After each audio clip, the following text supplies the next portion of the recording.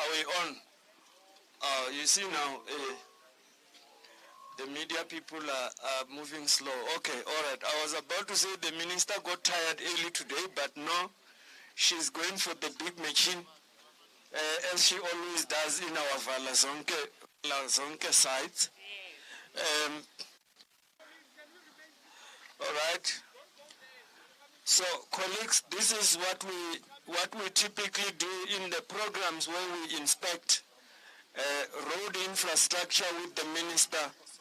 We have a combination of things. We have the main Sandal projects where we will be showcasing the major construction that we're doing on the national road, but also the Valazonke, which is the potholes.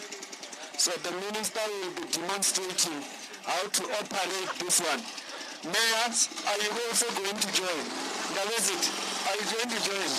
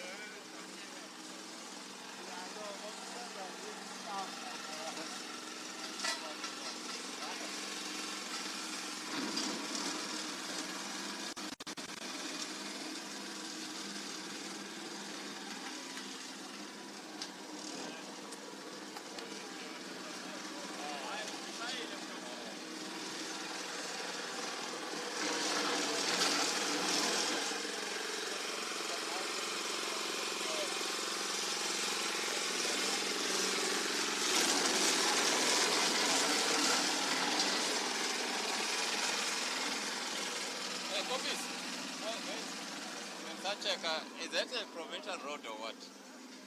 Yeah, this is a provincial road. Huh? There where we turn goes all the way. You go back to the arena with the This is not separation between Sunrun and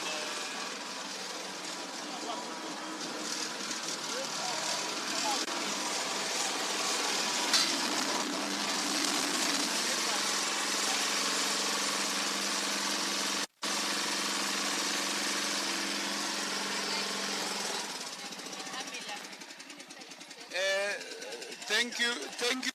No, I think, Minister, you are fine here. The cameras are there. Colleagues, I'm waiting for ENCA and newsroom. I don't see them. ENCA and newsroom, this is your last chance. Where's newsroom? This is your last chance, colleagues. Please. Minister, I will give the microphone to the minister to explain the purpose of this program. And we're going to take questions after. I just don't see the colleagues who wanted to ask questions. Okay, Bishop.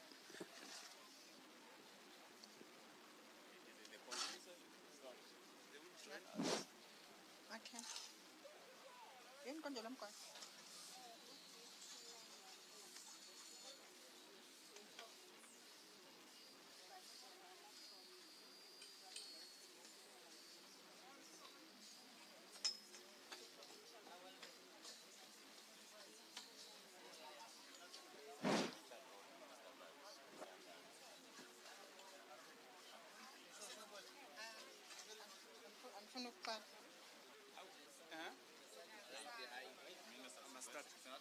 time constraint, Minister.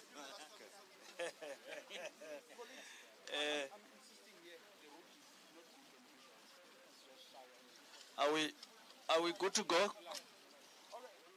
1 minute, okay. We are missing the tower, still having some smoke coming out here to show that we were here doing it ourselves. All right, okay. Siyasebenza. Yes. Is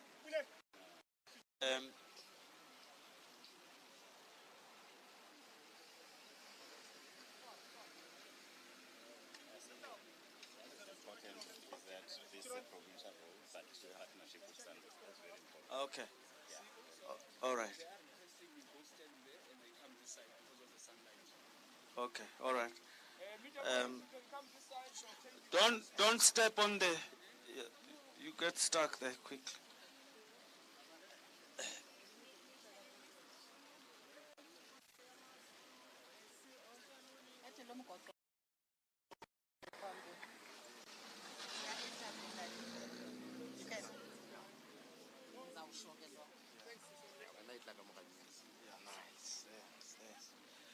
All right, I think we are all here now.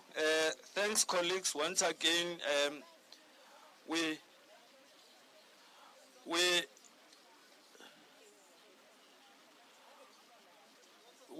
are here to showcase another aspect of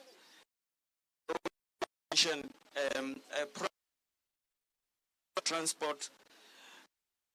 Recall the R573 there, which is a national road. So that's a national road owned by Sanral, and where we are conducting major upgrades on that road. This is a provincial road, so this road is joining the R573. So it's one of these major feeder roads into the national road, like many other such roads that we see. Now, on a provincial road like this, or a local municipality road, we join forces with the municipality, with the local stakeholders, to fix and patch potholes and other areas which require intervention. So it's a joint collaboration with the local stakeholders and the national department, because we are extending capacity, we're providing capacity. But the minister will now talk more about that. I'm sure you have seen her pushing these machines. This is a model of how we are doing things of late in Standard 10. We just don't go and come into a single site. It's a comprehensive intervention that will include work we are doing on the national roads, work we are doing to assist local authorities in the maintenance of roads. Minister, over to you. Thank you very much, CEO. Mayors, DDG, Hlabisa, DDG Mokonyama, Upkosi, the members of the media, CEOs that have joined us here from Sanral and from CPRTA. I've seen, I don't know whether there is any other CEO who is here. Members of the media, thank you again for joining us. What we have said is that wherever we go, for whatever reasons, but we have to include Operation Vala Zonke. So it's not by mistake that we are here to distribute the bicycles, but also to see the project that we are coming from, the bridge project.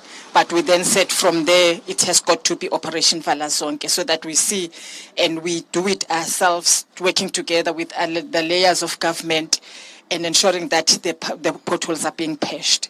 So we are here, we are patching the potholes on this one provincial road, as the CEO has indicated.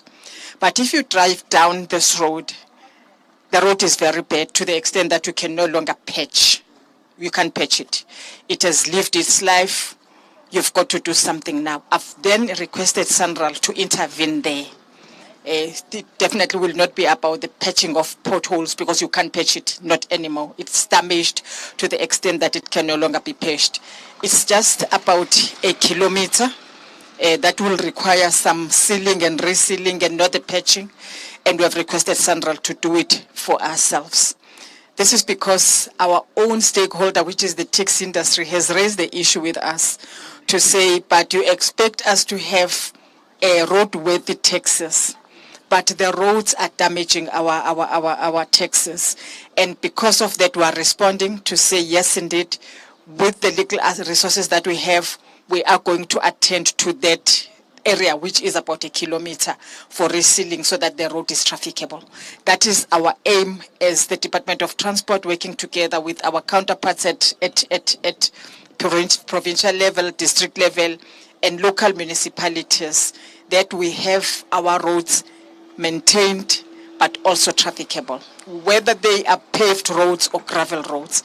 our aim is to have all our South African roads being trafficable. So this is what we are doing here. We are patching the potholes, but there are areas where you can no longer patch. You have just to redo the road and reseal it, whether that is the right weight to use, but to just start from scratch and rehabilitate the road. That is what we are here for. Thank you, media, for coming. This is part of our work wherever we go, whether it is for aviation, but the portion of Operation Vala Zonke will always be part of the work that we do wherever we go in the country. Thank you very much. Thank you, Minister. I think I must also add, Minister, that the public broadcaster, SABC, started at the venue. So they are on their way here with the understanding that Minister is pressed for time. So we will ask, because they are the biggest media in South Africa, that... No, I'm just saying we'll wait for them while we continue. It's a proviso that we'll wait for them while we continue. So the ENC had asked to ask some few questions. I will give it to the media colleagues to ask the questions. I was just saying, when SABC joins, don't think we are favoring them. You know, I will give it to the now. Pule, your first question.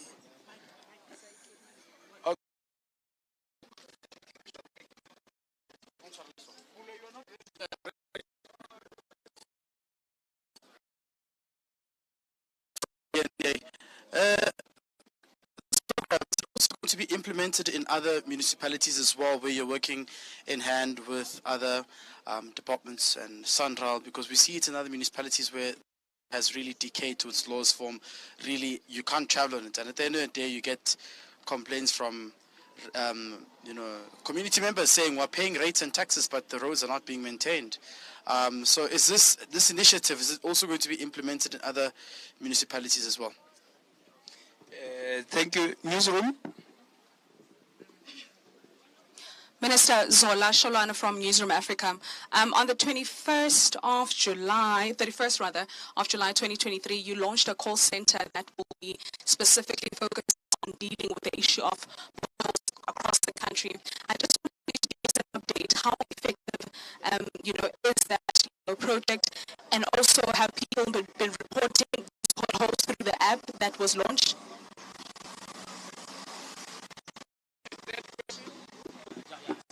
There's a third one. From ENC. And you have as well, and other industrial factories and complain about the man.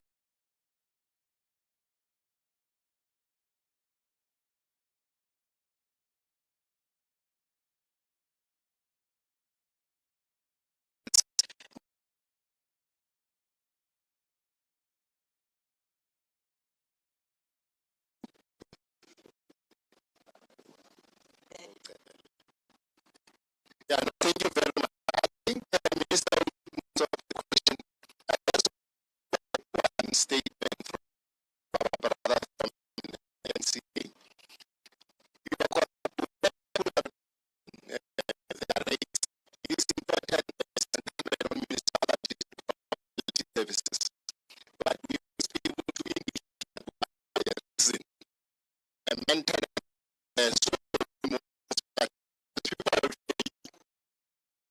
for example, population rate. It's also encourage people to be responsible and service very much.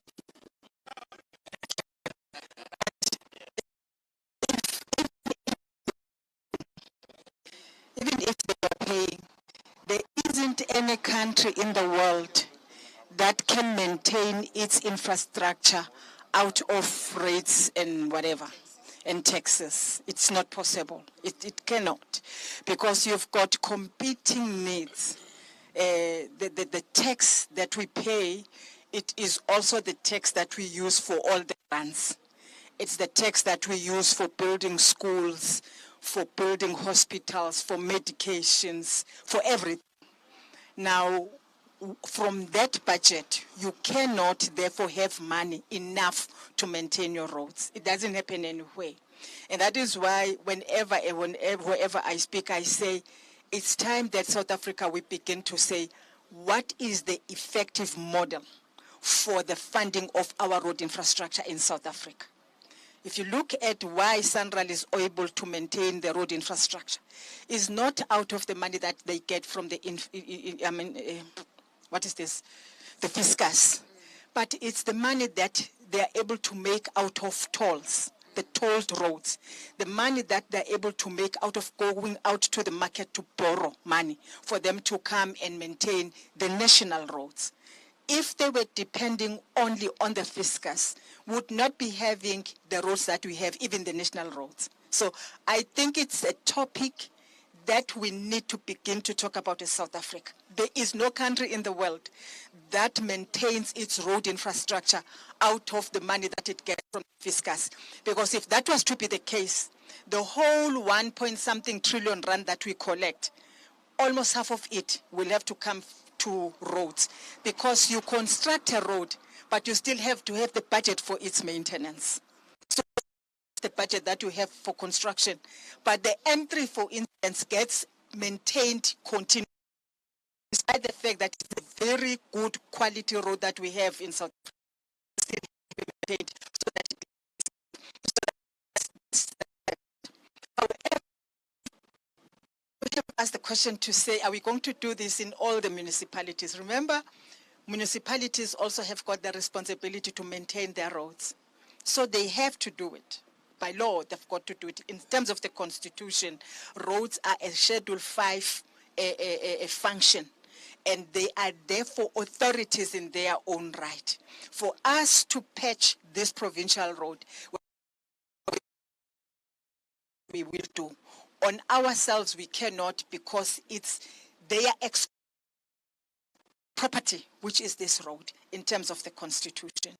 But of course, we assist working together with SANRAL. On other roads, we say to them, you have got money, let's enter into an agreement. We will bring our technical skills and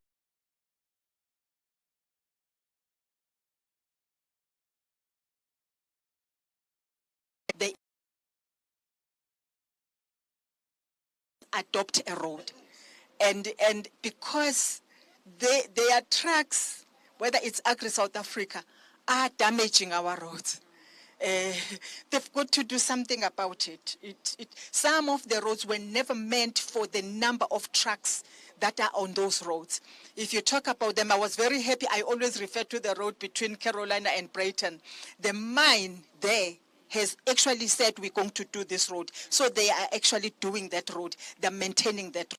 Because the number of trucks on that road, it does not matter what the municipality does. It will never be able to of trucks in terms of keeping that road in good quality. So we've got all those issues. So it's one other strategy that we are using to actually say to the private sector, those that are using the roads, the mines, the Agri South Africas, the whatever fruit growers, your whatever, we are saying to them, because it is your trucks that are damaging these roads, please adopt them. They will remain public roads, but adopt them for the maintenance. And they are coming to the party, and we are happy about that. But also, I always say this, one other thing that we have said to provinces is that your strategic roads that suit the criteria of national roads, transfer them to SANRAL. We are ready to grow the road capacity of SANRAL to at least 35,000 kilometers. The provinces, many of them have actually done that. We received a list from Limpopo, from Eastern Cape, from Northern Cape, so we're receiving this even from Gauteng. Those roads that can actually be declared, a road that is connecting a province, another province to another, connecting cities to another city. those can actually be transferred. Those that are strategic, that are connecting people to heritage sites, for instance, that are strategic for a country, those can be transferred. They bring them to us. Then SANRAL sits and look at those roads to say, do they actually qualify? Do they meet the criteria of being a national road? Then we take those that meet, because we can't take everything. Those that qualify. Those that we reject, we inform the province that these do not qualify to be national roads, and we maintain them. Once they're taken by SANRAL, over by SANRAL, then they go to the road, they look at them.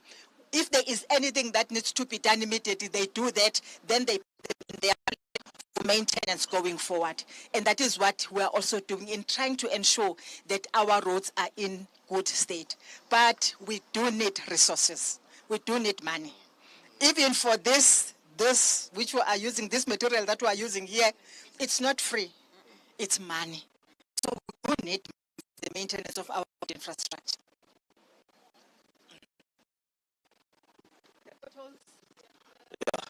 I will answer the question on the war room. I actually remember you were there that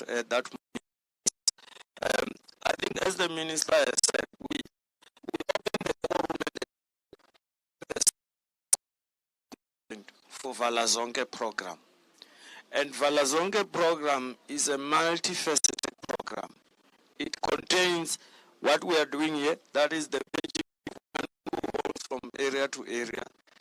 It includes facilitating and discussing with provinces to transfer roads, as the minister has said. So when we receive applications, when we know that certain provinces need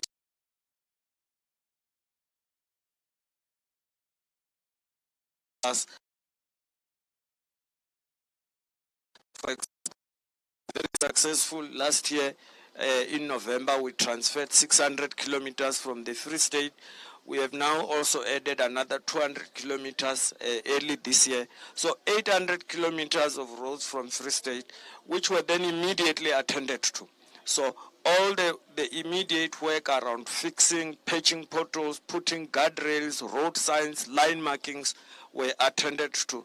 Today, a lot of people, and that includes most people in the agricultural sector in the Free State, will give you positive feedback that the roads are trafficable.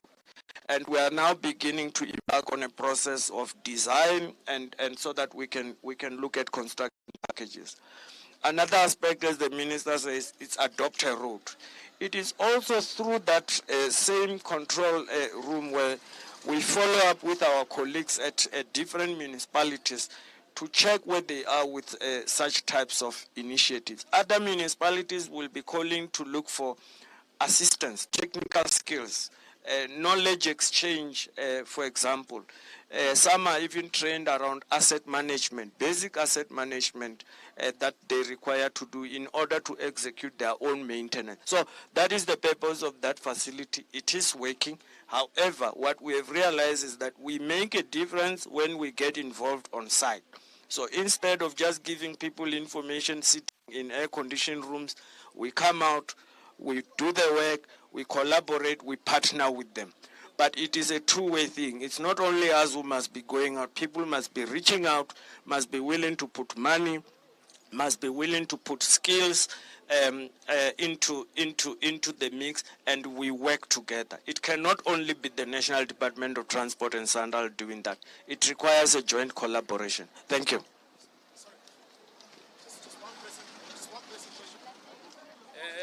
Chief of Staff will kill me, but I'll go work at the NCA if I'm fired, Chief. No, thank you for that, Chief of Staff. Thank you very much, Minister, for affording us courtesy to ask this question. Just one question around the e-tolls, Minister. We saw that OUTA took to the streets last week. There's a bit of a confusion. Motorists are saying they were told they will not be paying for e-tolls, but now they have to pay. And government has been accused of breaking its promise to motorists around the scrapping of e-tolls. Are you going to be intervening? What's your view on this? Do you think that e-tolls must be scrapped or not? Thank you. Thank you very much. But the Minister of Finance announced. So we already know that the e-tolls are going to come to an end. That was announced. We are in the process of doing that. The Premier of Gauteng announced that by the end of this financial year, we will be closing the countries. And we're working towards achieving that. So that one is no longer an issue. It's no longer a question. Remember, of course, there were contracts involved and contractual obligations. So we are crossing the T's, we are dotting the I's in order to achieve that timeline as set by ourselves. So we're working towards that. Otherwise, as to whether the e-tolls will continue or not, that's no longer a question. It's a done deal.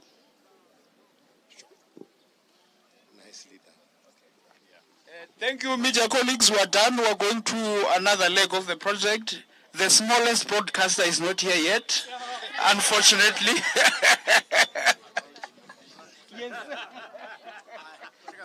Thank you. That's fine.